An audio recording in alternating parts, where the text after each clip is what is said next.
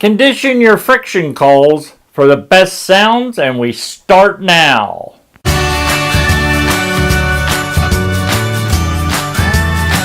What's going on with you? My name is Steve with STO Wildlife Calls.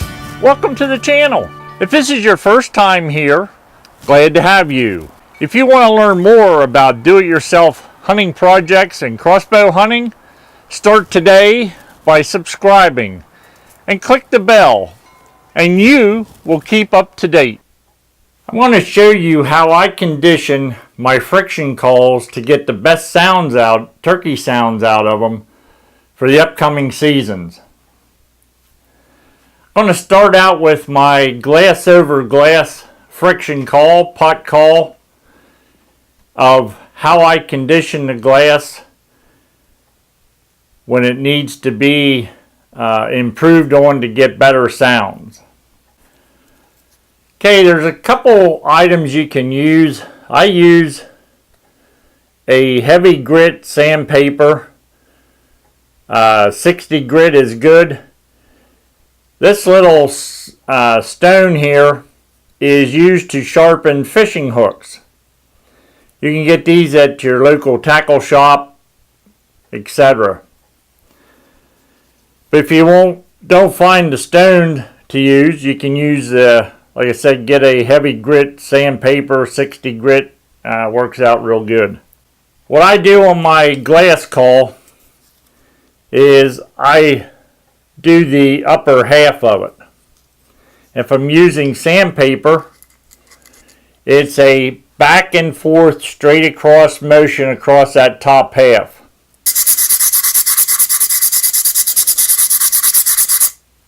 I know some fellas, they'll only make a small little mark on the glass. Some of them have all kinds of imprints on them and so forth. I was never that fancy when I made friction calls.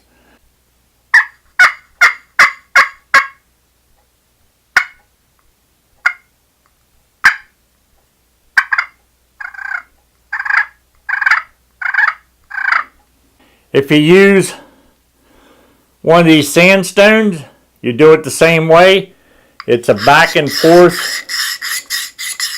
across that glass. This is a reversible glass. It's two-sided. You can use the bottom side the same way. Just take that using the sandstone.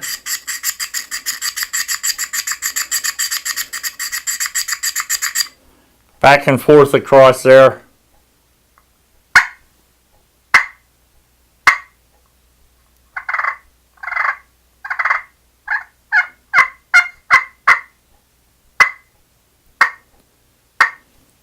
And you have your glass call ready to roll. Now, if you're using a slate type of call, I'll show you what I do on that. Okay, on my slate call, again, it's a double-sided. What I use is these little, the scrubbing pad. I just cut them into small squares. Again, everything is back and forth. Not around in a circle. I don't do that. Some fellas do. I don't on my calls. Straight back and forth.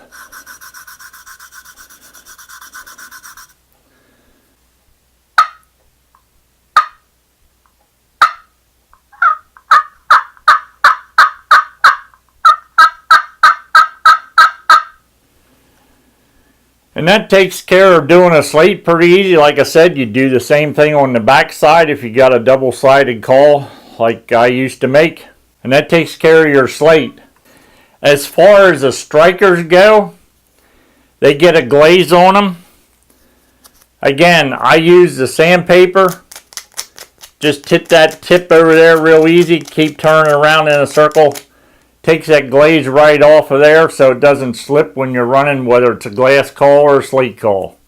Okay, the next call we're going to talk about is the little push pin type of calls. It's a little push pin call.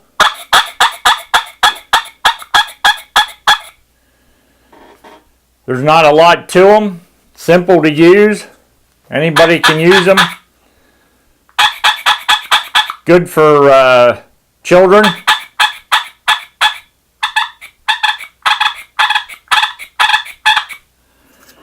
Again, to do these, there's a spring inside. I just pop that spring out. There's a piece of slate on the bottom. There's a wooden block inside here. If you have to, you can use your pad on it.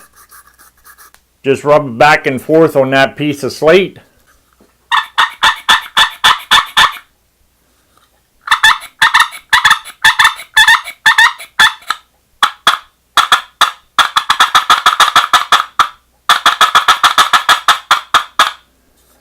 Very simple call to use.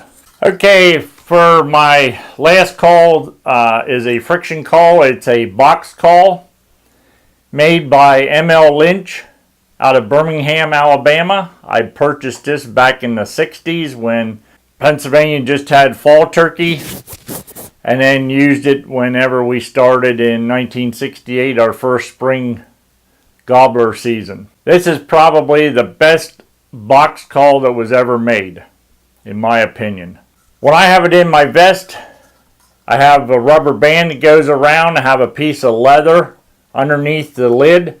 That keeps, when I'm walking, that won't make any noise. So just have to remove that rubber band, take that piece of leather out, and she's ready to go. The bottom of the lid is your striker. That's what you need to keep chalked up. You can use white chalk or the blue carpenter chalk. Either will work. Different fellas use these different ways.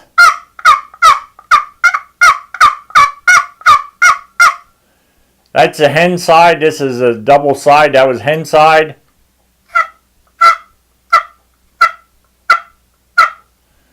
That's a little deeper tone. That's what he called his gobbler side.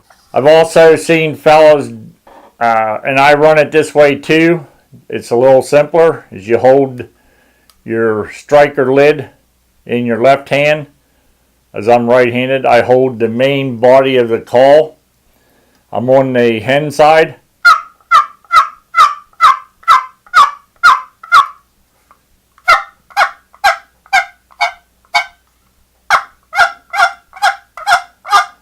Now is the gobbler side.